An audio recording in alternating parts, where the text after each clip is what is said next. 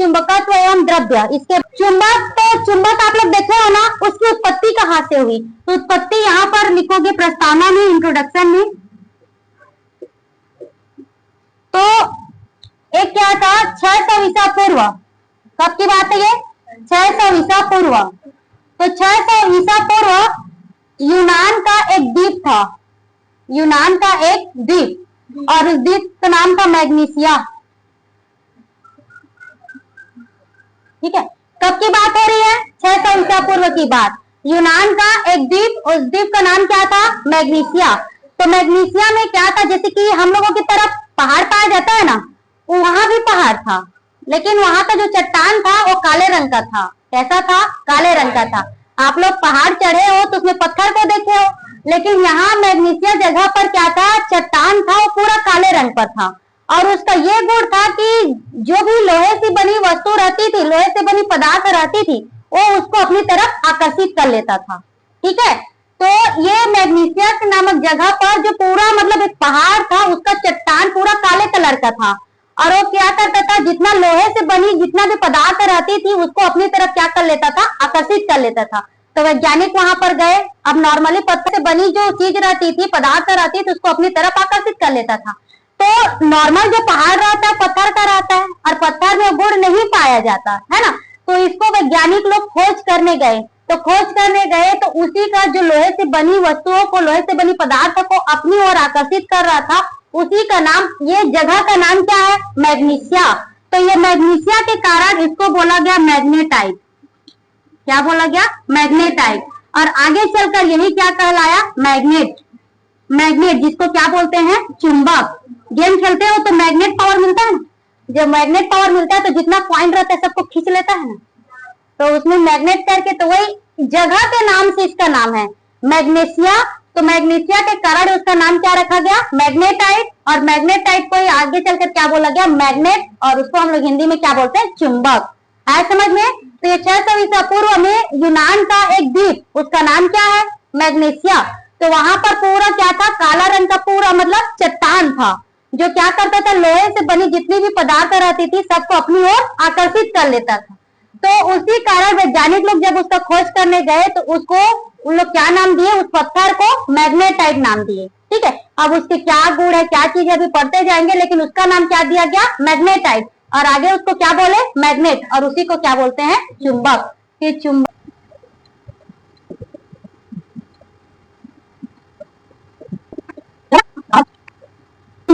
तो चुंबक उस पदार्थ को कहते हैं जो चुंबकीय वस्तुओं को अपनी ओर आकर्षित करता है। ठीक है, मतलब जो लोहे से बनी रहती है। चुंबकत्व, तो चुंबक का जो आकर्षित करने का गुण होता है, चुंबकीय पदार्थ को जो आकर्षित करने का गुण होता है, उस गुण को चुंबक कहते हैं। चुंबक क्या करता है, लोहे से बनी वस्तुओं को अपनी ओर आकर्षित करता है, और चुंबक का जो गुण रहता है लोहे से बनी वस्तुओं को अपनी तरफ आकर्षित करने का, उस गुण को चुंबकत्व कहते हैं। चुंबक आकर्षित करता है, ठीक है, और जो उसका गुण रहता है वो क्या कहलाता है, चुंबकत्व कहलाता है।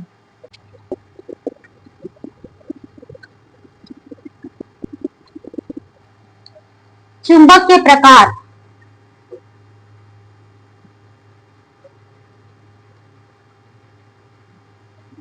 तो चुंबक जो है दो प्रकार का होता है, एक प्राकृतिक चुंबक और एक कृत्रिम चुंबक। तो प्राकृतिक चुंबक में क्या होगा,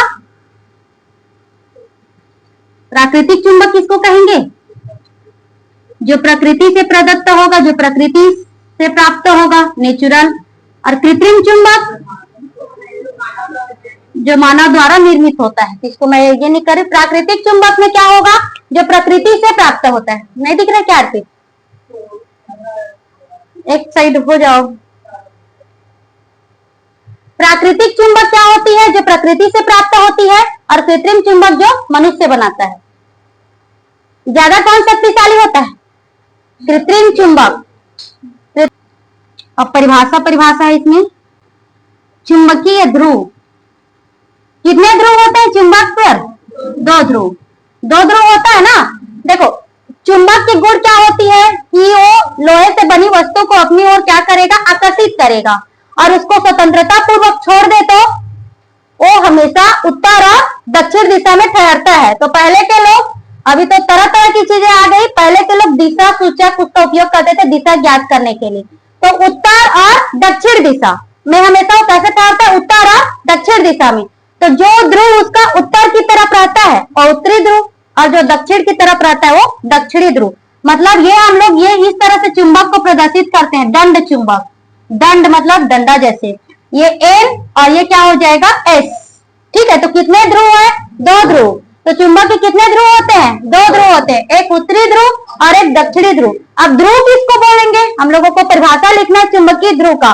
तो आप लोग चुंबक देखे हो ना, यूज किए हो, तो आप लोग देखना कि जो किनारे किनारे वाला भाग रहता है उस पर आप लाओगे, मतलब लोहे को चिपकाओगे, उसके पास में लाओगे तो अपनी तरफ खींचेगा। तो सबसे ज्यादा कहां पर जाकर, कहां पर आकर्षित होता है, किनारों पर। सबसे ज्यादा कहां पर, किनारों पर। जैसे ये चुंबक है तो इसके समीप में लोहा को लाएंगे ना, तो किनारे किनारे पर जाकर क्या होगा, आकर्षित होगा। इधर भी होगा लेकिन सर्वाधिक आकर्षण कहां पर होती है, किनारों पर होती है। तो किनारे मतलब यही क्या है, ध्रुव है। जहां पर सर्वाधिक आकर्षण क्षमता होती है वही क्या कहलाता है, ध्रुव। एक जो उत्तर दिशा पर ठहरता है वो उत्तरी ध्रुव है, और जो दक्षिण दिशा पर ठहरेगा वो दक्षिणी ध्रुव। और चुंबक हमेशा और उत्तरी और दक्षिणी ध्रुव में ठहरता है। अब इसका भी रीजन है कि क्यों ठहरता है, ठीक है, आगे उसको देखेंगे।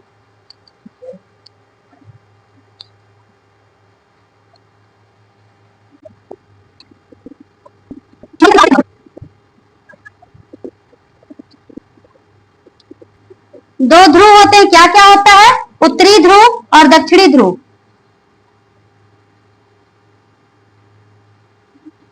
उत्तरी ध्रुव और दक्षिणी ध्रुव।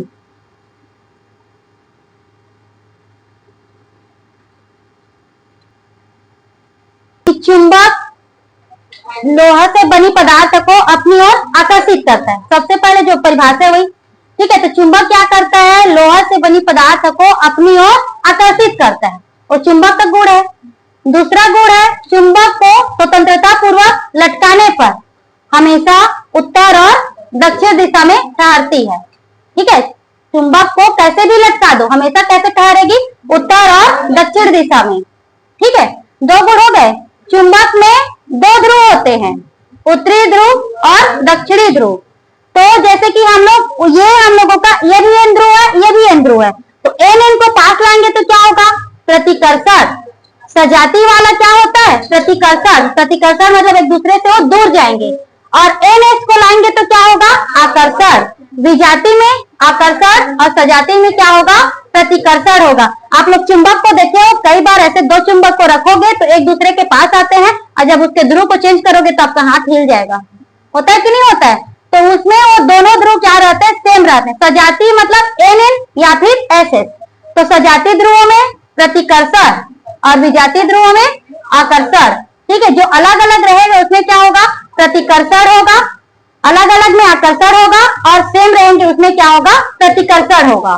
ठीक है, और क्या ये एक चुंबक है, इस चुंबक में एक ध्रुव पॉसिबल है, हो ही नहीं सकता ना। चुंबक हमेशा, चुंबक का ध्रुव हमेशा युग्म में रहता है, मतलब जोड़ा, एक उत्तरी ध्रुव और एक दक्षिणी ध्रुव। तो एक ध्रुव पॉसिबल है क्या, नहीं, एक ध्रुव उसका हो ही नहीं सकता। हमेशा दो ध्रुव होते हैं, उत्तरी ध्रुव और दक्षिणी ध्रुव। अब इस चुंबक को जैसे हम लोग यहाँ बीच से काट दे तो कितने ध्रुव बनेंगे, दो ही ध्रुव। अब काटो चाहे कुछ भी करोगे, काट कर अलग करोगे तो फिर भी उत्तरी ध्रुव दक्षिणी ध्रुव। अब जैसे ये अलग हुआ तो उत्तरी ध्रुव दक्षिणी ध्रुव ही तो बनेगा ना। तो चुंबक को आप काट दो, कुछ भी करो, और कितने ध्रुव बनेंगे, दो ही ध्रुव, उत्तरी ध्रुव और दक्षिणी ध्रुव। तो पहला गुण उसका क्या हो गया, कि लोहे से बनी पदार्थ को अपनी ओर आकर्षित करता है। और दूसरा, स्वतंत्रता पूर्वक लटकाएंगे तो हमेशा उत्तर और दक्षिण दिशा में ठहरेगा। और दो ध्रुव मतलब उत्तरी ध्रुव और दक्षिणी ध्रुव। तो सजाती ध्रुव में प्रतिकर्षण और विजातीय ध्रुव में आकर्षण होता है। और इसमें चुंबक में क्या होता है, एक ही मतलब एक ध्रुव कभी संभव नहीं है, हमेशा ध्रुव क्या होती है, युग्म में होती है, एक उत्तरी ध्रुव और एक दक्षिणी ध्रुव। ठीक है, और उसका और भी लिखना चाहेंगे तो चुंबक को पीटने या पटकने से उसकी चुंबकीय शक्ति समाप्त हो जाती है, कम होते जाती है। उसको पीट दोगे या पटकने से उसकी चुंबकीय शक्ति धीरे धीरे क्या होते जाती है, कम होती जाती है।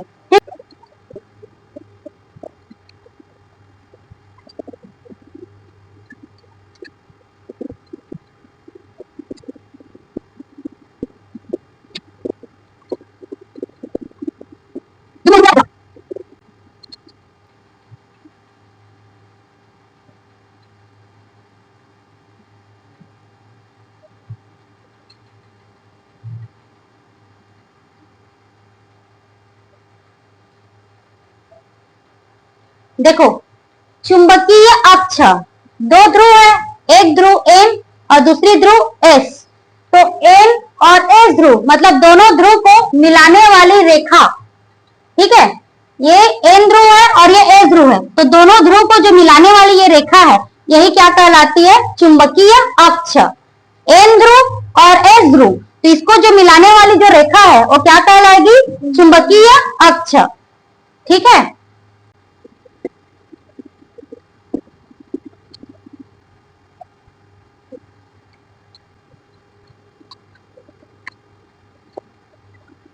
चुंबकीय याम्योत्तर, इधर ध्यान दो, यहां पर ये क्या है, चुंबक हो गया, ठीक है, और ये क्या हो जाएगा, चुंबक के ध्रुव NS, और यहाँ ये क्या हो जाएगा, चुंबकीय अक्ष, ठीक है। ये NS उसका क्या हो गया, ध्रुव हो गया। अब ये वाला क्या हो जाएगा, चुंबकीय अक्ष। डेफिनेशन क्या कर रहा है, चुंबकीय अक्ष से गुजरने वाली लंबवत तल को चुंबकीय याम्योत्तर कहते हैं। ये चुंबकीय अक्ष है, इसका ये लंबवत तल ऐसे करके यहाँ पर ये यहाँ पर कितने अंश का कोण बना रहा है, 90 अंश का। तो इससे जो ये चुंबकीय अक्ष से ये क्या गुजर रहा है, लंबवत, मतलब ये क्या है, अक्ष है, ये क्या हो गया, चुंबकीय अक्ष। इससे जो ये लंबवत तल गुजरेगा ऐसे करके वो क्या कहलाएगा, चुंबकीय याम्योत्तर। ये अक्ष हो गया और इससे जो लंबवत इस तरह से गुजरेगी वो क्या कहलाएगा, चुंबकीय याम्योत्तर। लंबवत मतलब 90 अंश का कोण, लंबवत मतलब कितने अंश का कोण, 90 अंश। तो ये अक्ष से कितने अंश का कोण बना रहा है, 90 अंश। ये लंबवत गुजरने वाला जो तल है वो क्या कहलाता है, चुंबकीय याम्योत्तर। आया समझ में, जैसे कि ये अक्ष और इससे गुजरने वाला लंबवत, ये पूरा ऐसे करके चारों तरफ को घेरेगा, इससे लंबवत गुजरेगा तो क्या कहलाएगा वो, चुंबकीय याम्योत्तर। और लंबवत का मतलब 90 अंश। प्रभावी लंबाई, जैसे उसमें था वैसे इसमें भी बन रहा है ना। उसमें आवेश बोल रहे थे फर्स्ट चैप्टर में, तो इसमें ध्रुव, तो ये N ध्रुव और S ध्रुव, और उसमें धन आवेश और ऋण आवेश था, और बाकी पूरा चैप्टर वैसे ही होते जाएगा। तो ये क्या हो जाएगी, दोनों ध्रुवों को मिलाने वाली रेखा क्या कहलाया, अक्ष। दोनों ध्रुवों को मिलाने वाली रेखा क्या कहलाया, अक्ष। और ये दोनों ध्रुवों के बीच की दूरी, ये जितना उसकी दूरी रहती है वो कहलाती है प्रभावी लंबाई। अब प्रभावी लंबाई को किसे क्या लिखते हैं, इसको 2L, ठीक है। दोनों ध्रुवों के बीच की दूरी क्या कहलाती है, प्रभावी लंबाई। और 2L क्यों हो जाता है, यहाँ पर होता है हम लोगों का केंद्र, इतना तक का L और इतना तक का L, इस तरफ N ध्रुव के लिए L और इस तरफ S ध्रुव के लिए L, तो मिलाकर कितना हो जाता है, 2L। तो दोनों ध्रुवों को मिलाने वाली, जो दोनों ध्रुवों के बीच की जो दूरी होती है वो क्या कहलाती है,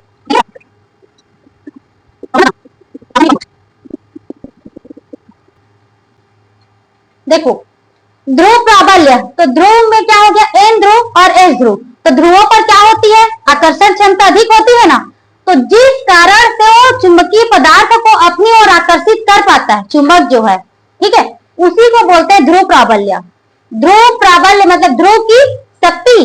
तो ध्रुव में क्या होती है, आकर्षित करने की क्षमता होती है, तो जो ध्रुव उसी को ही क्या बोलेंगे, ध्रुव प्राबल्य बोलेंगे, जिस कारण से क्या करता है, चुंबकीय पदार्थ को आकर्षित कर पाता है। ध्रुव पर सर्वाधिक आकर्षण होता है, तो इसीलिए इसको बोलते हैं ध्रुव प्राबल्य, ध्रुव की शक्ति, ठीक है। तो यहाँ पर जो ध्रुव रहेगा उसमें जिस कारण से वो क्या करेगा, चुंबकीय पदार्थ को अपनी ओर आकर्षित कर पाता है, उसी को क्या बोलते हैं, ध्रुव प्राबल्य कहते हैं। जैसे उसमें क्या था, आवेश था, धन आवेश और ऋण आवेश फर्स्ट चैप्टर में, उसी की जगह पर यहाँ पर ध्रुव प्राबल्य, एक N ध्रुव के कारण और एक S ध्रुव के कारण। बाकी दोनों चैप्टर सेम है, फर्स्ट और सेकेंड, मतलब ये वाला 5 चैप्टर।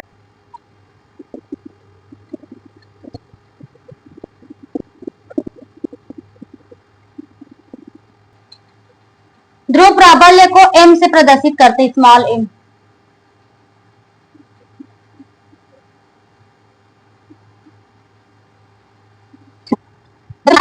अल्प दूरी पर होते हैं, तो इसमें क्या लिखोगे, दो विजातीय ध्रुव प्राबल्य। दो विजातीय मतलब एक N ध्रुव का ध्रुव प्राबल्य है और एक S ध्रुव का। इधर ध्यान दो, चुंबकीय द्विध्रुव, द्विध्रुव का मतलब दो ध्रुव, एक उत्तरी ध्रुव के कारण और एक दक्षिणी ध्रुव के तरफ। तो दो विजातीय ध्रुव प्राबल्य, ध्रुव प्राबल्य एक N ध्रुव का और एक S ध्रुव का, एक दूसरे से अल्प दूरी पर होते हैं। अल्प मतलब कम, तो एक दूसरे से अल्प दूरी पर होते हैं, तो उसको चुंबकीय द्विध्रुव कहते हैं। एक N के कारण ध्रुव प्राबल्य रहेगा और एक S कारण, इसीलिए क्या बोलेंगे उसको, विजातीय। एक दूसरे से क्या होते हैं, अल्प दूरी पर होते हैं, उसको क्या बोलते हैं, चुंबकीय द्विध्रुव। द्विध्रुव का मतलब दो ध्रुव, ठीक है।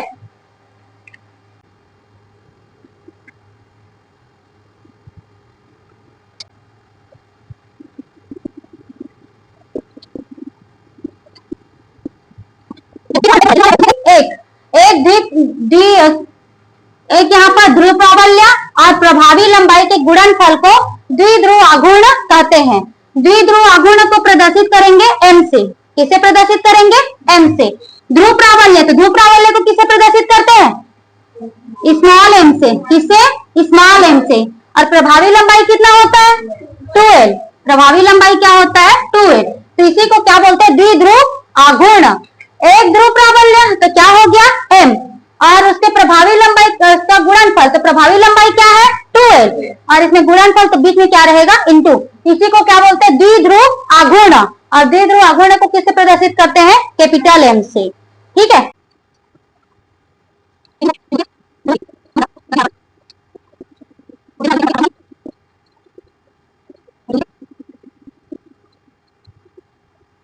कूलाम का व्युत्क्रम वर्धक का नियम, ये क्या होता है, किन्हीं दो चुंबकीय ध्रुव, तो कितने ध्रुव होते हैं, दो ध्रुव। एक क्या होता है, उत्तरी ध्रुव और एक दक्षिणी ध्रुव। सजातीय ध्रुव में क्या होता है, सजाती में प्रतिकर्षण। जैसे एन एन, जैसे ये दो चुंबक है तो हम लोग एन एन को पास लाए तो इसमें क्या होगा, प्रतिकर्षण होगा, दूर जाएगा। और एस एस को पास लाएंगे तो भी प्रतिकर्षण होगा, लेकिन एन एस को पास लाए तो आकर्षण। तो सजातीय ध्रुव में प्रतिकर्षण, प्रतिकर्षण मतलब एक दूसरे से दूर जाएंगे। और विजातीय ध्रुव में क्या होता है, आकर्षण होता है, ठीक है। तो यही है किन्हीं दो चुंबकीय ध्रुवों के मध्य लगने वाला बल। तो बल में क्या, प्रतिकर्षण और आकर्षण बल उनके ध्रुव प्राबल्यों के गुणनफल के अनुक्रमानुपाती होती है तथा उनके बीच की दूरी के वर्ग के व्युत्क्रमानुपाती, ठीक है। तो देखो यहाँ पर बल को किससे प्रदर्शित करते हैं, एफ से। बल को किससे, एफ से। तो जो लगने वाला बल है तो बल को प्रदर्शित किए एफ से। उनके ध्रुव प्राबल्यों के गुणनफल, तो ध्रुव प्राबल्य को किससे प्रदर्शित करते हैं, स्मॉल एम से। और दो ध्रुव प्राबल्य, एक एम का और एक एस का, तो एक m1 और एक m2। तो उनके जो लगने वाला बल, तो बल क्या हो गया, F। उनके ध्रुव प्राबल्यों के गुणनफल, तो एक ध्रुव प्राबल्य m है और दूसरा ध्रुव प्राबल्य m2, तो m1 इंटू m2। उनके गुणनफल के, तो बीच में किसका निशान हो गया, इंटू का, गुणनफल के अनुक्रमानुपाती होती है, ठीक है। तो कौन सी बल की बात हो रही है, ये आकर्षण और प्रतिकर्षण बल की। अगर सजातीय ध्रुव रहा तो प्रतिकर्षण होगा और विजातीय ध्रुव रहा तो आकर्षण होगा। ये इक्वेशन क्या हो गया, फर्स्ट। और उनके बीच की दूरी, जैसे कि यहाँ पर देखो, ये चुंबक का एक ध्रुव m1 है और दूसरा ध्रुव m2 है, और इसके बीच की दूरी क्या है, r। बीच की दूरी क्या है, r, तथा उनके बीच की दूरी के वर्ग की, तो r का वर्ग करेंगे तो क्या हो जाएगा, r स्क्वायर के वर्ग के व्युत्क्रमानुपाती होती है। तो व्युत्क्रमानुपाती तो क्या लिखेंगे, 1/r स्क्वायर। व्युत्क्रम का मतलब उल्टा, व्युत्क्रम का मतलब उल्टा। अनुक्रमानुपाती का सीधा, तो एक ऊपर में है तो m1 और m2 भी ऊपर में रहेगा, और व्युत्क्रमानुपाती का मतलब उल्टा, तो एक और एक ऊपर में है तो r क्या होगा, नीचे में। ये इक्वेशन क्या हो गया, सेकेंड हो गया।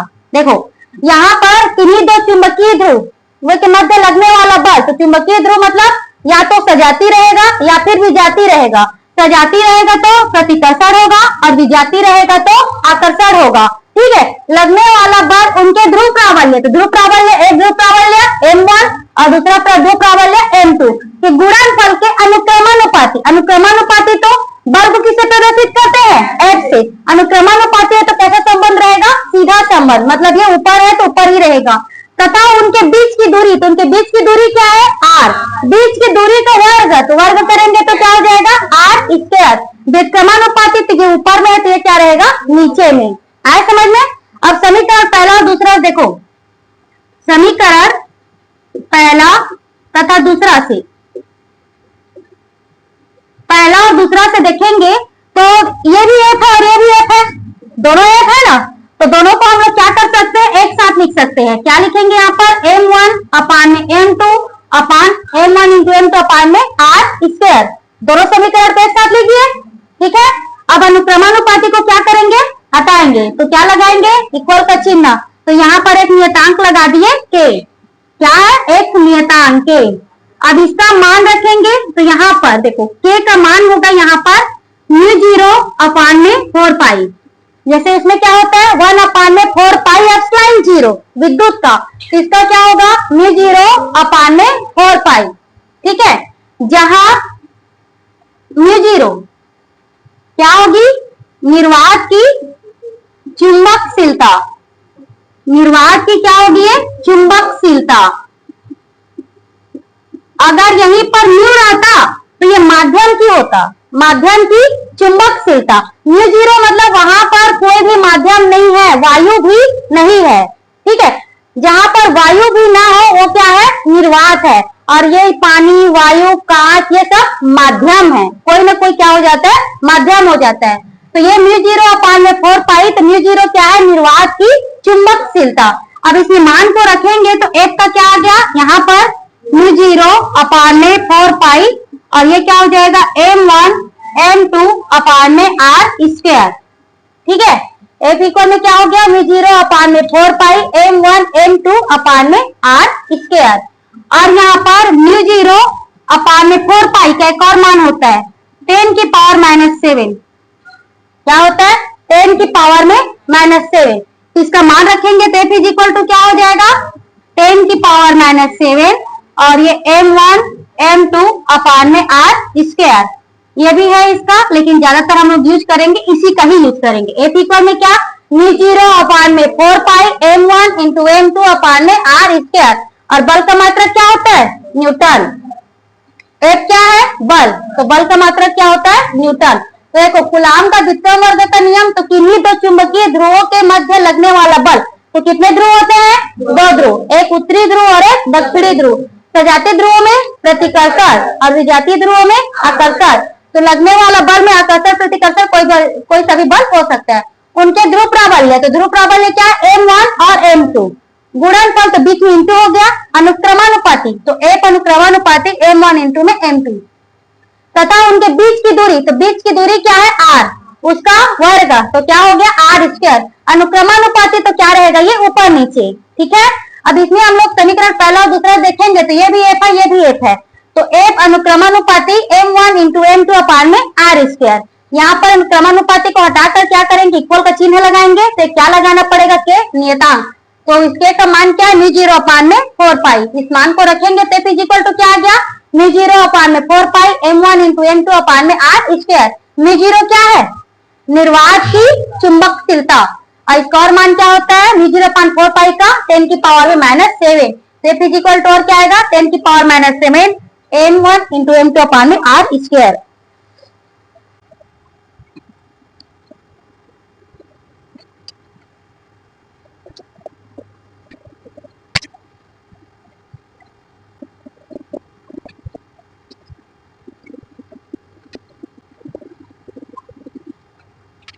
क्षेत्र, तो चुंबकीय क्षेत्र, तो आप लोग चुंबक देखे हो ना, तो चुंबक क्या करेगा कि जैसे यहाँ पर चुंबक है तो एक निश्चित दूरी से ही चुंबकीय पदार्थ को अपनी ओर आकर्षित करेगा, कि यहाँ पर रखे और वो सड़क के पास से 1 किलोमीटर तक बुला लेगा, आओ कैसे, नहीं हो सकता ना।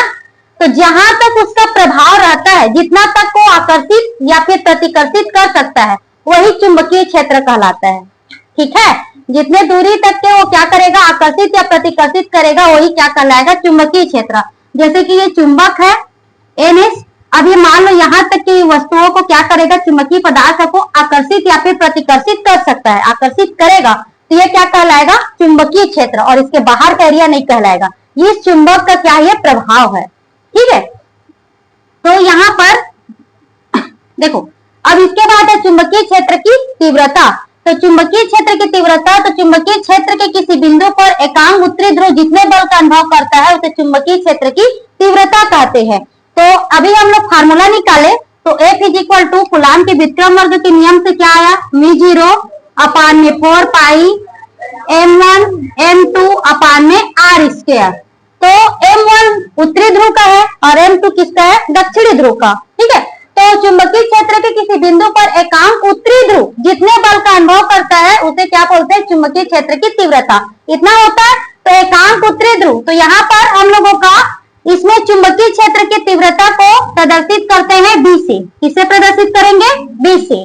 चुंबकीय क्षेत्र की तीव्रता को बी से प्रदर्शित करते हैं। और विद्युत क्षेत्र की तीव्रता ई, विद्युत क्षेत्र की तीव्रता ई से और चुंबकीय क्षेत्र की तीव्रता बी से। अब डेफिनेशन में क्या है? चुंबकीय क्षेत्र के किसी बिंदु पर एकांक उत्तरी ध्रुव, तो कहाँ रहेगा वो? नीचे में। एकांक का मतलब कहाँ रहेगा? नीचे में। उत्तरी ध्रुव, तो उत्तरी ध्रुव में क्या रहेगा? M1। उत्तरी ध्रुव में क्या रहेगा? M1। जितने बल का अनुभव करता है, तो बल को क्या किससे प्रदर्शित करता है? F से। तो यहाँ पर हो जाएगा F। जितने बल का अनुभव करता है उसे क्या बोलेंगे? चुंबकीय क्षेत्र की तीव्रता कहते हैं। ठीक है, तो एकांक उत्तरी ध्रुव तो नीचे में आ गया। ठीक है, जितने बल का अनुभव करता है तो क्या हो जाएगा? F। अब यहीं पर हम लोग मान रखेंगे F का, तो F का मान कूलाम के नियम से क्या होता है? μ0 अपान में 4 पाई M1 M2 अपान में R²। और ये M1 नीचे में, ये तो F का मान हुआ। इतना किसका मान है? F का मान है। और ये M1, यहाँ पर इस मान को रखे, M1 और M1 क्या हो गया? कैंसिल। तो B इक्वल में क्या आ गया? μ0 अपान में 4 पाई R²। अब इसको M2 ना लिख करके लिख देंगे M, सिर्फ M करके, एक ही रहेगा क्या के? ये तो हम लोग दर्शाने के लिए बनाया ना कि ये M1 एक ध्रुव का है, M2 दूसरे ध्रुव का है क्या के, तो उसको सीधा सीधा क्या लिखेंगे? M। तो ये हो गया क्या? इसका चुंबकीय क्षेत्र। तो चुंबकीय क्षेत्र को किससे प्रदर्शित करेंगे? B से। तो B इक्वल टू क्या आ गया? μ0 अपान में 4 पाई M अपान में R²। इसका मात्रक होता है टेस्ला।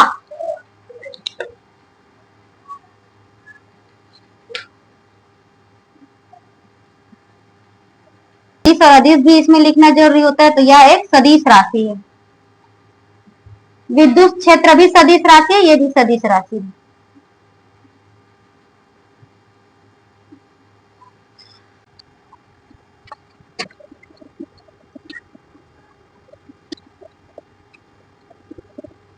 ध्रुवों में प्रतिकर्षण होता है, विजातीय ध्रुवों में आकर्षण होता है। लेकिन क्यों होता है? रेखा वह काल्पनिक रेखाएं होती है जिसमें उत्तरी ध्रुव गमन करती है। तो चुंबकीय क्षेत्र रेखा बाहर में उत्तरी ध्रुव से दक्षिणी ध्रुव जाती है। ठीक है, और अंदर में दक्षिणी से उत्तरी ध्रुव की ओर जाती है। ठीक है, चुंबकीय सुई, आप चुंबक के पास में चुंबकीय सुई को रखते जाओगे ऐसे करके, तो चुंबकीय सुई को रखते जाओगे तो दिशा बताते जाता है वो। ठीक है, तो जब ऐसे करके आप रखते जाओगे ना, तो उसका जो चुंबकीय सुई को लाओगे छोटा सा रहता है। ठीक है, चुंबक के पास लाते हैं तो क्या होता है? घूमती है वो दिशा बताती है। तो उसकी दिशा कहाँ से कहाँ रहती है? उत्तरी ध्रुव से दक्षिणी ध्रुव। आप यहाँ रखोगे तो इस तरह से रहता है चुंबकीय सुई। ठीक है, अब ये क्या होगा? यहाँ पर लाओगे ना, तो ऐसे करके ये उत्तरी ध्रुव है और ये दक्षिणी ध्रुव है, तो इस दिशा पर वो घूमते जाएगा। फिर आप इसको ऐसे चलाते जाओगे तो इस दिशा पर वो चलते चलते घूमते घूमते जाएगी वो। मतलब यहाँ पर जो चुंबकीय क्षेत्र रेखाएं हैं वो क्या होगा? ये उत्तरी ध्रुव से किसमें जाएगी? दक्षिणी ध्रुव में। ये उत्तरी ध्रुव से किसमें जाएगी? दक्षिणी ध्रुव में। कहा? बाहर में। और अंदर में ये जाती है दक्षिणी से उत्तरी ध्रुव। जैसे विद्युत का चैप्टर है ना, सेम वैसी इच्छा है। उसमें भी धन आवेश से ऋण आवेश बाहर में, और अंदर से ऋण आवेश से धन आवेश। उसी तरह से इसमें उत्तरी ध्रुव से कहा जाते हैं? ये दक्षिणी ध्रुव में, और अंदर में दक्षिणी से उत्तरी ध्रुव में। ठीक है, तो इसमें कौन गमन करता है? उत्तरी ध्रुव गमन करता है। तो ये हम लोगों का इसका जाने का निशान है। तो ये हो जाएगा इस तरह से, बाहर जाएगी। कहां से जा रही है? ये उत्तरी ध्रुव से। और इस तरह पाएगा उसमें एरो का निशान रहेगा, क्योंकि ये आ रही है। क्या हो रही है? ये आ रही है। मतलब ये ऐसे करके इसमें क्या होती है? जाती है। ये इस तरह से ऐसे करके ये क्या करती है? जाती है। ठीक है, कहां से कहां जाती है? उत्तरी ध्रुव से दक्षिणी ध्रुव। अब जाने वाला तो कोई इसमें रास्ता वाला नहीं है। जैसे चुंबक को रखते जाओगे ना यहाँ पर चुंबकीय सुई को, तो दिशा बताती है। तो ऐसे रखते जाओगे, उसकी सुई घूमते जाएगा, तो उसकी सुई की घूमने की दिशा उत्तरी ध्रुव से दक्षिणी ध्रुव होती है। चुंबकीय सुई की घूमने की दिशा। तो मतलब यहाँ पर यह पता चलता है, जैसे आप अपने घर में यहाँ से अपने घर से यहाँ तक आए हो, तो जिस रास्ते से आए हो उसी तरह से उत्तरी ध्रुव का, ये दक्षिणी ध्रुव का जो जाने का रास्ता होगा, यही चुंबकीय क्षेत्र रेखा होगी। ठीक है, अब इसमें चुंबकीय क्षेत्र रेखाएं इस तरह से इसमें क्या होगा? ये बनते बनते ये जाएगी। ठीक है, ये चुंबकीय क्षेत्र रेखा। तो इसके जैसे कि गुण लिखोगे तो पहला गुण क्या होगा? कि चुंबकीय क्षेत्र की रेखाएं बाहर में उत्तरी ध्रुव से दक्षिणी ध्रुव की ओर जाती है, और चुंबक के अंदर में दक्षिणी ध्रुव से उत्तरी ध्रुव की ओर जाती है। और दूसरा इसमें लिखेंगे जो दो चुंबकीय क्षेत्र रेखा एक दूसरे को कभी नहीं काटती, जैसे कि ये एक है और ये दूसरा है, एक दूसरे को कभी नहीं काटेगी। और तीसरा ये लचकदार डोरी के समान होती है। ठीक है, अब इसमें मैं बोली कि दो सजातीय ध्रुवों में क्या होता है, प्रतिकर्षण होता है और विजातीय ध्रुवों में आकर्षण होता है। तो उसमें सजातीय में प्रतिकर्षण क्या होता है और विजातीय में आकर्षण क्या होता है उसको देखते हैं। यहाँ पर देखो ये N है और ये S है।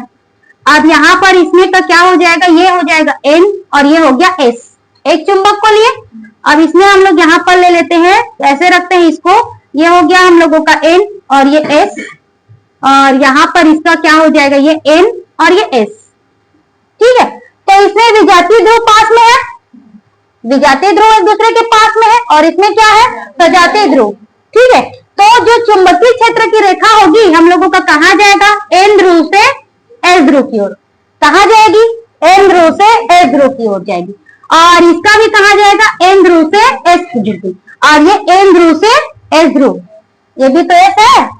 ठीक है, तो इसीलिए जो विजातीय रहता है उसमें क्या होता है, आकर्षक। विजातीय में क्या होगा, आकर्षक। विजातीय मतलब अलग अलग, ये S है और ये N है, तो ये कहां से जाती है, N ध्रुव से S ध्रुव, इसका भी N ध्रुव से S ध्रुव, तो ये भी तो N ध्रुव से कहा है, S ध्रुव तो हुआ। तो इसमें भी ये जाएगी तो ये एक दूसरे को क्या करेगी, आकर्षित करेगी, क्योंकि वो उस तरफ जा रही है। अब देखो सजातीय ध्रुव को पास लाएंगे तो ये कहां जाएगी, N ध्रुव से S ध्रुव, और ये N ध्रुव से S ध्रुव। अब क्या होगा, ये इधर खिंचा रहा है और उधर खिंचा रहा है, तो दोनों एक दूसरे को क्या करते हैं, प्रतिकर्षित करते हैं। ये आकर्षण और प्रतिकर्षण का कारण है। ठीक है, कि सजातीय ध्रुवों में प्रतिकर्षण होता है और विजातीय ध्रुवों में आकर्षण। डीसी से होगा, चुंबकीय क्षेत्र रेखाएं क्या करेगी, उत्तरी ध्रुव से दक्षिणी ध्रुव की ओर जाती है। ठीक है, और अंदर में दक्षिणी से उत्तरी ध्रुव की ओर जाती है। तो यही होगा जब इसको हम लोग विजातीय वाले को क्या करें, पास लाए। तो विजातीय मतलब यहाँ पर ये S ध्रुव और N ध्रुव, तो इस चुंबक का कहां से कहा जाएगा, N से S में जाएगी, और इस चुंबक का कहा जाएगा S से N में जाएगी। और ये चुंबक यहाँ पर ये भी तो N है और ये भी S है, तो N से S में जाएगी, जिसकी वजह से दोनों एक दूसरे को आकर्षित करेंगी, क्योंकि वो उसका टारगेट क्या है, N का, S तक जाना है, तो उसको जाकर चिपकेगा ही वो। ठीक है, तो उसमें क्या होगा, आकर्षण। अब इसमें देखो यहाँ पर S और ये NS और ये NS, तो ये कहां से कहा जाएगी, N से S में जाएगी, ये भी N से S में जाएगी। तो ये इधर अपने तरफ खींच रही, उसको उधर अपने तरफ खींच रही, दोनों अपने तरफ खींच रहे, तो यहाँ पर क्या होगा, प्रतिकर्षण। तो ये चुंबकीय क्षेत्र रेखा के मतलब गुण के कारण ही कि ये बाहर में कहा जाता है उत्तरी ध्रुव से दक्षिणी ध्रुव जाती है, इसी कारण ही सजातीय ध्रुवों में क्या होता है, प्रतिकर्षण होता है, और विजातीय ध्रुवों में आकर्षण होता है। आया समझ में। और इसके 3 गुण में वही लिखना है कि इसमें जो चुंबकीय क्षेत्र रेखाएं होती है बाहर में कहां से कहां, उत्तरी ध्रुव से दक्षिणी ध्रुव जाती है, और अंदर में दक्षिणी ध्रुव से उत्तरी ध्रुव जाती है। और दूसरा क्या होती है, जो चुंबकीय क्षेत्र रेखाएं एक दूसरे को कभी नहीं काटती, और तीसरा ये लचकदार डोरी के समान होती है। आया समझ में।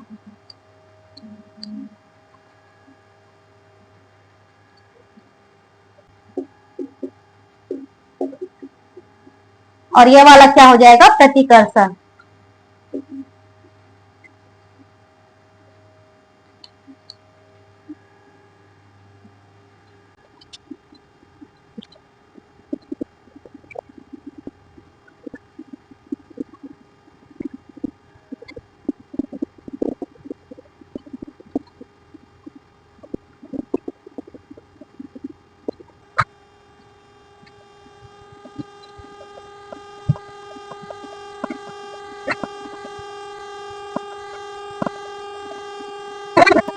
दिशा तथा परिणाम समान होती है, उसे एक समान क्या बोलते हैं, चुंबकीय क्षेत्र कहते हैं।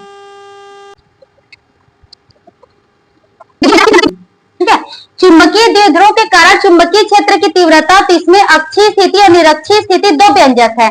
अब फिर अनुदैर्ध्य स्थिति।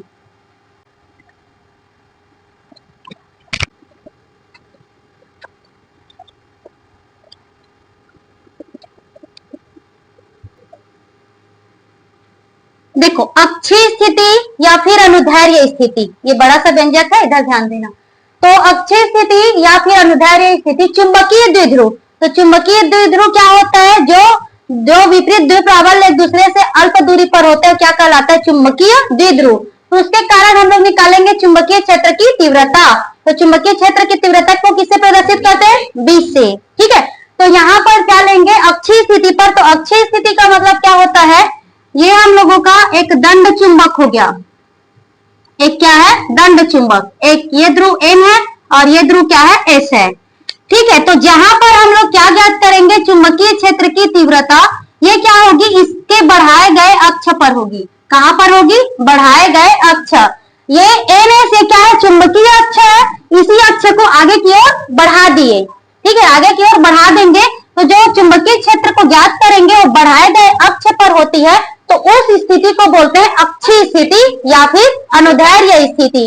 तो यहाँ पर क्या हो जाएगा? ये इसका केंद्र क्या हो गया? O, और यहां तक की दूरी, प्रभावी लंबाई क्या होता है? 2L।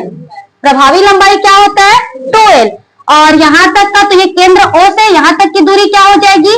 L, और यहां तक की दूरी क्या हो जाएगी? L। ठीक है, ये 2L है, तो केंद्र से दोनों तरफ डिवाइड होगा, तो इस तरफ L और इस तरफ L। ठीक, केंद्र O से, यहां से केंद्र O से R दूरी पर एक बिंदु क्या है? P है। R दूरी पर एक बिंदु क्या है? P। ये बिंदु क्या है? P। इसकी दूरी क्या है? R। जहां पर क्या ज्ञात करेंगे?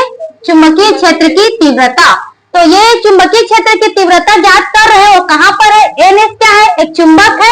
इसी चुंबक का ये क्या है? चुंबकीय अक्ष है। इसी अक्ष को आगे की ओर बढ़ा रहे हैं, तो आगे की ओर अक्ष पर ही बढ़ा रहे हैं ना, तो इसी कारण से इसको क्या बोला जाता है? अक्षीय स्थिति। कौन सी स्थिति? अक्षीय स्थिति। 2L क्या है? प्रभावी लंबाई।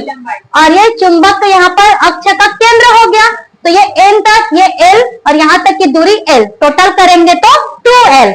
केंद्र O से R दूरी पर एक बिंदु क्या है? P है। उस बिंदु P पर क्या ज्ञात करेंगे? चुंबकीय क्षेत्र की तीव्रता। तो यह N ध्रुव और S ध्रुव, N ध्रुव को पहले ये मान लेंगे, तो ये N ध्रुव के कारण चुंबकीय क्षेत्र की तीव्रता B1 और इसकी जो है B2। N की दिशा इस तरफ और S की दिशा इस तरफ, तो इसीलिए दोनों अलग अलग हो गए। ठीक है, N के कारण चुंबकीय क्षेत्र की तीव्रता B1 और S के कारण B2। देखो, NS क्या है? दंड चुंबक है जिसकी प्रभावी लंबाई 2L है। केंद्र से यहाँ पर केंद्र O से R दूरी पर एक बिंदु P है जिस पर चुंबकीय क्षेत्र की तीव्रता ज्ञात करेंगे। आए समझ में? NS से क्या है? दंड चुंबक जिसकी प्रभावी लंबाई 2L है। चुंबक के केंद्र O से R दूरी पर एक बिंदु P है जिस पर चुंबकीय क्षेत्र की तीव्रता ज्ञात करनी है। N के कारण चुंबकीय क्षेत्र की तीव्रता B1 और S के कारण चुंबकीय क्षेत्र की तीव्रता B2। ये तो L यहाँ से डिवाइड होगा, ये 2L है, तो केंद्र O, यहाँ O से इस तरफ L और इस तरफ L मिलाकर 2L। आए समझ में? जो समझे उसी को लिखना है। अक्षीय स्थिति क्यों बोला गया? क्योंकि बिंदु P पर ज्ञात करेंगे, वो कहां पर स्थित है? बढ़ाए गए अक्ष पर स्थित है, इसीलिए उसको क्या बोलते हैं? अक्षीय स्थिति। जो समझे हो उसी को थ्योरी में लिखना है। तो यहाँ पर क्या करेंगे? माना कि NS एक दंड चुंबक है,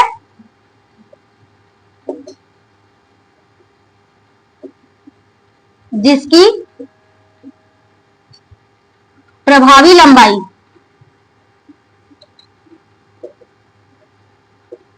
2L है। केंद्र O से R दूरी पर बिंदु P है जिस पर चुंबकीय क्षेत्र की तीव्रता ज्ञात करनी है।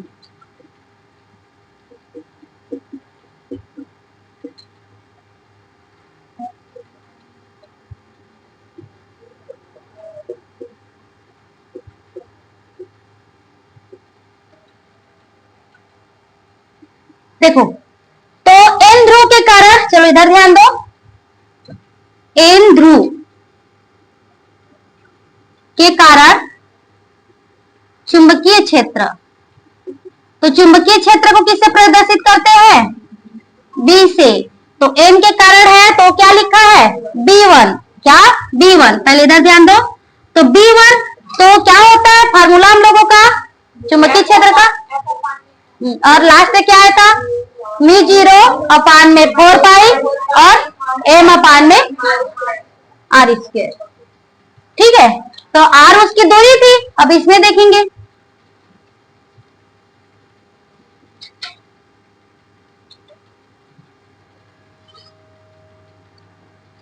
देखो दूरी, तो दूरी कहां से निकालते हैं हमेशा, यहां से देखो, ओ जो है आर स्क्वायर, ये इसके ध्रुव से जहां पर चुंबकीय क्षेत्र की तीव्रता ज्ञात करनी है उसकी क्या होती है, दूरी होती है। तो दूरी होती है, तो यहाँ पर देखो ये हम लोग किस ध्रुव के लिए निकाल रहे हैं, एन ध्रुव, और कहां पर ज्ञात करना है, पी पर। तो उसको क्या लिखेंगे, एन पी।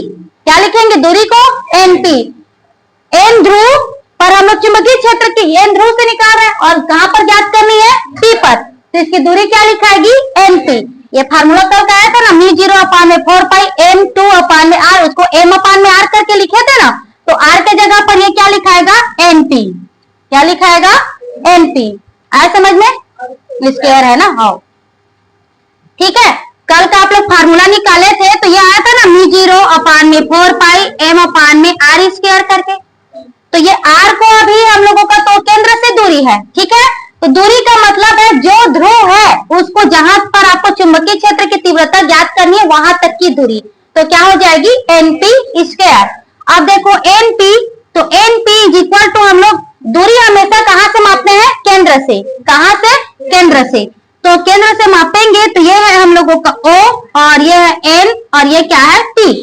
यहां तक की दूरी क्या है, L है, और यहां तक की दूरी क्या है, R। ठीक है, यहां पर O उसी को बनाई हो ना, O, N और ये P, ठीक है।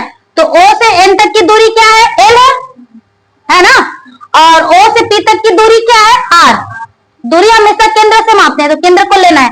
और लाना क्या है हम लोगों को, NP। क्या लाना है, NP। तो हम लोग क्या लिख सकते हैं, OP माइनस ON। OP में हम लोग ON को माइनस करेंगे तो क्या आ जाएगा, NP। तो ये क्या लिखाएगा, OP माइनस ON। आया समझ में, ये है टोटल OP। टोटल कितना है, OP, उसमें आप ON को माइनस कर दो, तो ON माइनस हुआ तो क्या बचा, NP बचा ना। आया समझ में ना। यहां तक का मापना कहां से, केंद्र से, और लाना क्या हम लोगों को, NP। तो इसको लिखेंगे क्या, OP। OP में हम लोग किसका माइनस कर देंगे, ON को, तो बचेगा क्या, NP। तो OP माइनस ON।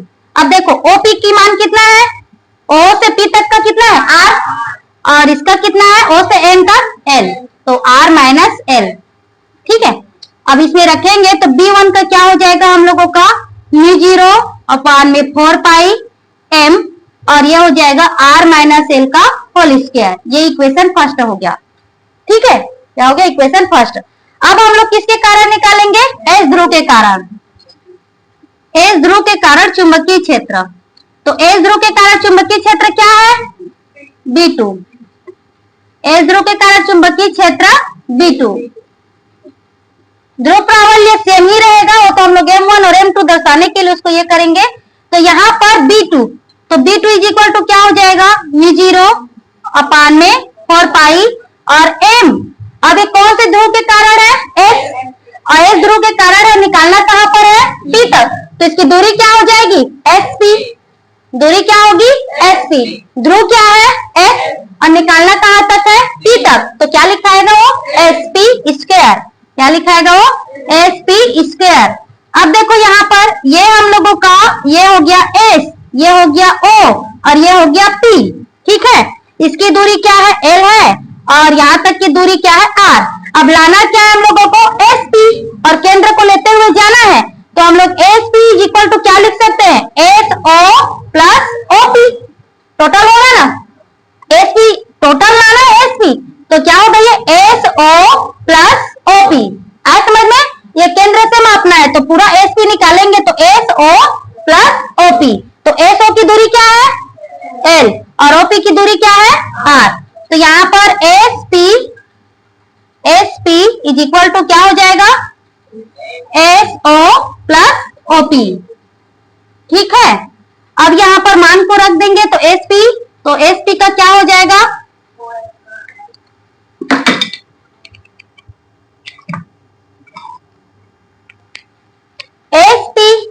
तो SO का मान क्या है, L है, और इसका क्या है, R।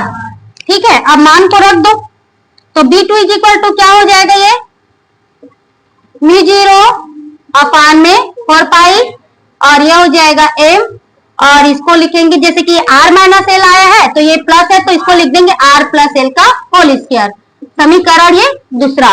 अब ये चुंबकीय क्षेत्र सदिश राशि है कि अदिश राशि है, सदिश राशि, तो सदिश राशि है तो इसमें हम लोग क्या करेंगे, माना कि यहाँ पर B1 greater than B2, B1 greater than B2, B1 बड़ा है B2 से, B1 बड़ा है B2 से। अब परिणामी हम लोगों को निकालना है, ये तो M के कारण चुंबकीय क्षेत्र की तीव्रता B1 और S के कारण चुंबकीय क्षेत्र की तीव्रता B2, लेकिन हम लोगों को निकालना किसके ऊपर है, P पर। किस पर ज्ञात करनी है, बिंदु P पर। परिणामी निकालेंगे B का मान, तो यहाँ पर B इक्वल टू हो जाएगा B1 माइनस B2। ये सदिश राशि है तो जो बड़ा रहेगा उसमें छोटा को क्या करेंगे, माइनस करेंगे। तो माना कि B1 ग्रेटर देन क्या है, B2, B1 बड़ा है B2 से, ठीक है। तो परिणामी B का मान निकालेंगे तो B1 माइनस B2, समीकरण पहला तथा दूसरा से, समीकरण पहला तथा दूसरा से। तो B is equal to B1 का मान क्या है, पहला में देखो μ0 अपान में 4 पाई m अपान में r माइनस एल का होल स्क्वायर, तो μ0 अपान में 4 पाई m अपान में r माइनस एल का होल स्क्वायर, माइनस B2 का मान क्या है, देखो बोलो, अपान में होल स्क्वायर, ठीक है। अब आप लोग बताते जाओ दोनों में क्या चीज कॉमन है, क्या चीज सेम है, जिसको बाहर निकाले, μ0 अपान में 4 पाई और m, इसमें क्या बचा 1 अपान में r माइनस एल का होल स्क्वायर और में r प्लस एल का होल स्क्वायर, ठीक है। इतना हो गया, जो दोनों में सेम है उसको बाहर निकाल दिया तो क्या बचा 1 अपान r माइनस एल का होल स्क्वायर माइनस 1 अपान में r प्लस एल का होल स्क्वायर। अब क्या करेंगे, अब इसको सॉल्व करेंगे, तो सॉल्व करते हैं तो कैसे करते हैं, यहाँ पर नीचे का नीचे गुणा और इसका तिरछा तिरछा, नीचे का नीचे होता है और इसका तिरछा तिरछा, तो ये क्या हो जाएगा r प्लस एल का होल स्क्वायर, इसके साथ हुआ तो माइनस ये r माइनस एल का होल स्क्वायर, और ये क्या आ गया r माइनस एल का होल स्क्वायर और r प्लस एल का होल स्क्वायर, ठीक है। नीचे का नीचे गुणा कर दिए और इसका तिरछा तिरछा। अब आप लोग तीन सर्वसमीका जानते हो, a प्लस बी का whole square, a minus B का होल स्क्वायर और a plus B a minus B वाला, है ना। तो तीनों को लिख देती हूँ यहाँ पर, जैसे फार्मूला ये में। अब इसमें देखो फार्मूला में देखते हैं तो ये हम लोगों का a प्लस बी का होल स्क्वायर का क्या होता है formula, a square plus 2ab plus b square, a minus B का होल स्क्वायर का a square minus 2ab plus b square, और ये a plus b a minus b का क्या होता है a square minus b square. ये तीनों सर्वसमी का यूज होगा, ठीक है। देखो यहाँ पर ये प्लस वाला है, ये माइनस वाला है और नीचे वाला ये है। 8th क्लास में जो तीन सर्वसमी का पढ़े हो हमेशा काम आते रहते हैं। अब देखो, अब यहाँ पर B इज इक्वल टू μ0 अपान में 4 पाई और ये हो जाएगा m। अब A की जगह पर क्या है, R है, A की जगह पर क्या है R, और B की जगह पर क्या है L है, इसी में रखते जाएंगे। A की जगह पर क्या है R और B की जगह पर L, सभी में। तो A प्लस B का होल स्क्वायर, तो क्या लिखते जाएंगे इसको, R square plus 2RL plus L square, R square plus 2RL plus L square. अब इसका देखो माइनस वाले का, तो माइनस वाले का क्या हो जाएगा, ये बीच में माइनस रहेगा, तो R square minus 2RL plus L square, ठीक है। अब यहाँ पर ये वाला दोनों में स्क्वायर है तो हम लोग इसको, इसका भी स्क्वायर है इसका भी स्क्वायर है, दोनों स्क्वायर है ना, ये भी स्क्वायर है ये भी स्क्वायर है, तो हम लोग इसको इतना लिख सकते हैं यहाँ पर R माइनस एल और R प्लस एल का होल स्क्वायर, ये ठीक है। ये दोनों का स्क्वायर है ना, इसमें भी स्क्वायर है इसमें भी स्क्वायर है, तो दोनों को लिख दिए R माइनस एल और R प्लस एल का होल स्क्वायर। तो B इज इक्वल टू μ0 अपान में 4 पाई और ये m।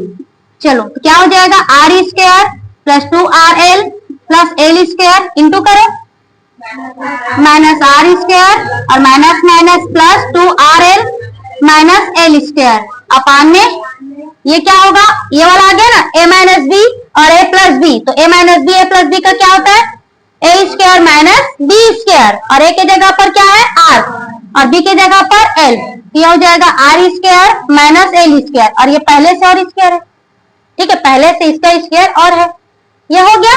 अब देखो r स्क्वायर यहाँ पर प्लस है minus cancel, l square plus minus cancel, तो b इक्वल में μ0 अपान में 4 पाई और ये m क्या बचा 2rl तो कितना 4rl अपान में r square minus l square और का पूरे का स्क्वायर हो गया, ठीक है।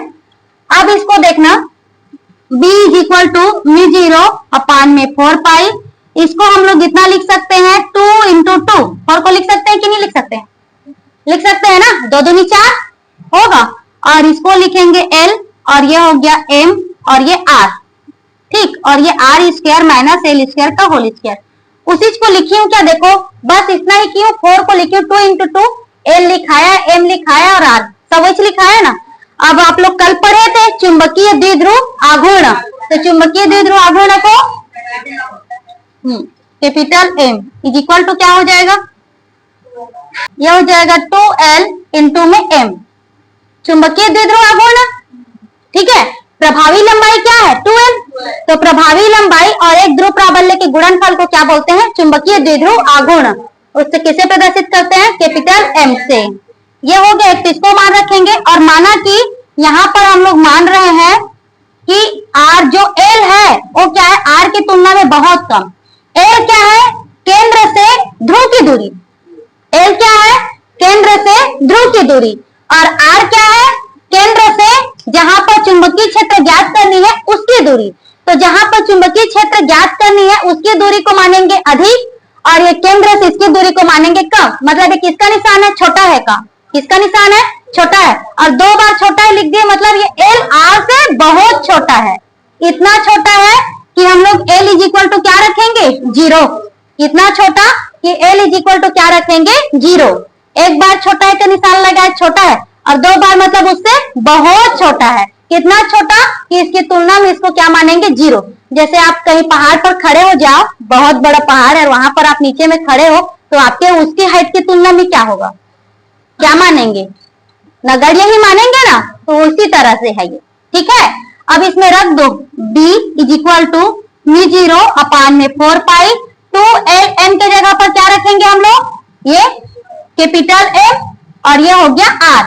अब इसमें हम लोग रखेंगे r स्क्वायर और l के जगह पर 0 का स्क्वायर, तो b इक्वल में μ0 अपान में 4 पाई और ये हो गया 2m r, और ये r स्क्वायर और ये पूरे का स्क्वायर, तो स्क्वायर है इसका घात का इंटू होता है पावर का, तो 2 दूनी 4, कितना हो गया 2 दूनी 4, तो यहाँ पर हम लोगों का b इक्वल में क्या आ गया μ0 अपान में 4 पाई और 2m, एक r कैंसिल होगा तो क्या बचेगा ये r क्यूब, यही इसका क्या है चुंबकीय क्षेत्र की तीव्रता।